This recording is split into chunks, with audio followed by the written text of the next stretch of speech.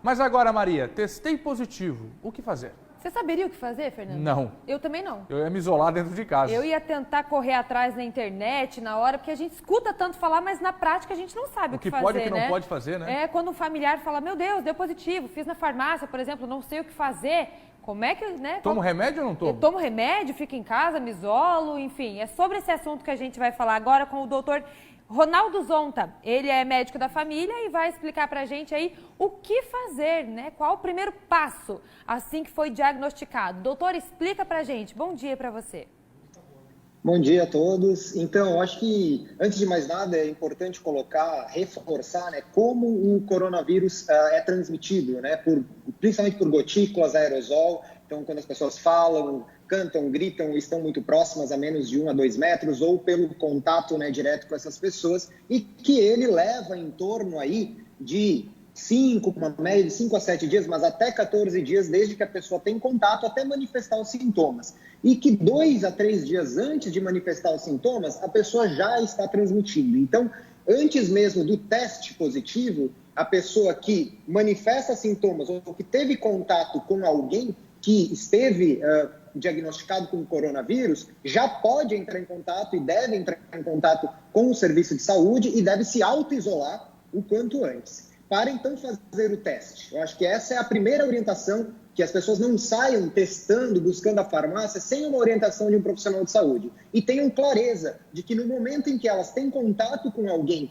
que está positivo, elas podem vir a necessitar de um teste também, que pode ser feito pelo Sistema Público de Saúde, e mesmo quando elas iniciam com qualquer sintoma, a primeira coisa que elas têm que fazer, além de se auto-isolar, que é muito importante, a gente não confundir, será que é uma rinite? Será que é uma coisa que eu já conheço? Não. Hoje o que circula é o coronavírus, então você deve se auto-isolar e sim, buscar imediatamente a atenção de um médico, um enfermeiro, aqui em Florianópolis da rede pública e principalmente por telefone, porque hoje a gente tem um serviço que é o Alô Saúde Floripa e muitos médicos em várias instituições e enfermeiros fazem o atendimento por teleconsulta. Essa é uma das primeiras questões que a gente tem que fazer. E se tranquilizar inicialmente de que no 80% dos casos vão se resolver independente do que você fizer. Então, que são uma evolução natural da doença, um caso leve, e que você vai observar esses casos. Estar atento, então, fazer uma primeira avaliação com o médico para que ele avalie se você tem algum fator de risco, que a gente tenha que ficar mais atento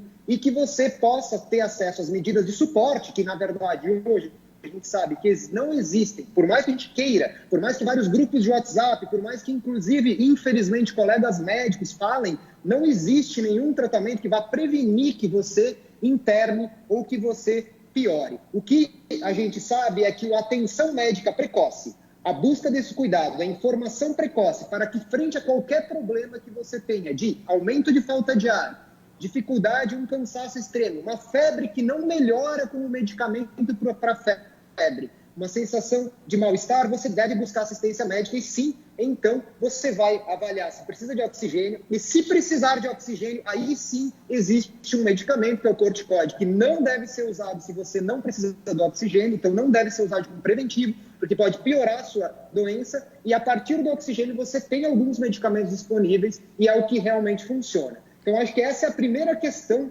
buscar o atendimento precoce, não ficar em casa, não se iludir que eu estou tomando determinado medicamento e vou melhorar, porque a gente tem acompanhado várias pessoas na UTI que tomaram medicamentos chamados tratamento precoce, ivermectina, cloroquina, outras vitaminas, e que estão na UTI e que se perguntam, mas como assim? Eu tomei um medicamento, muitas delas ficaram em casa esperando que esse medicamento fizesse algum efeito e não buscaram atenção médica.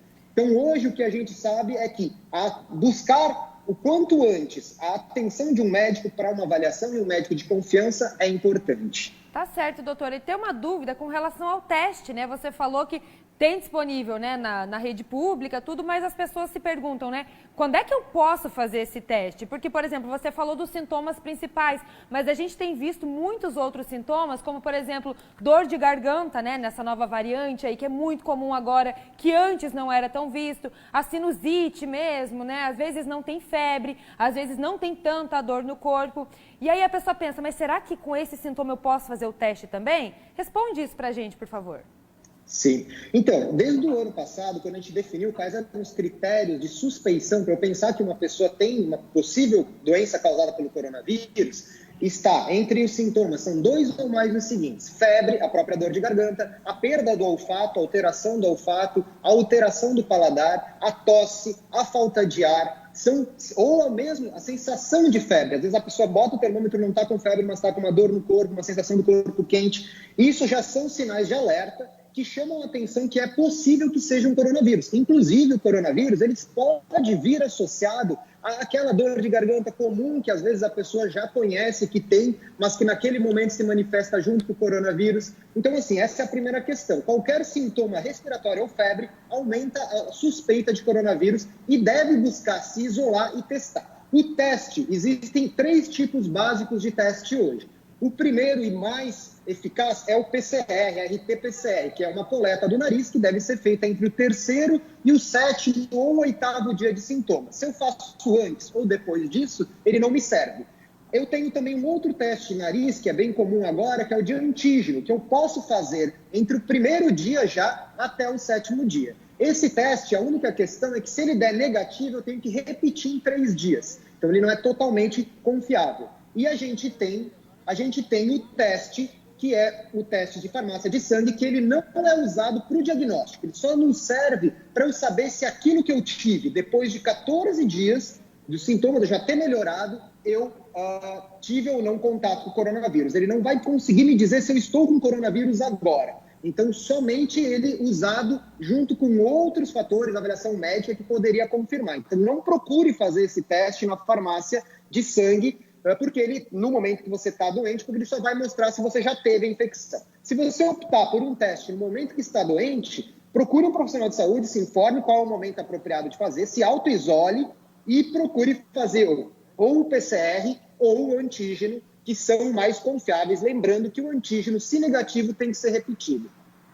Tá certo, muito esclarecedor, viu, doutor Ronaldo? Muito obrigada mesmo pela sua participação aqui hoje, por explicar detalhadamente pra gente sobre testagem, enfim, sobre a primeira coisa a fazer assim que você é diagnosticado com a Covid-19. Muito obrigada, doutor.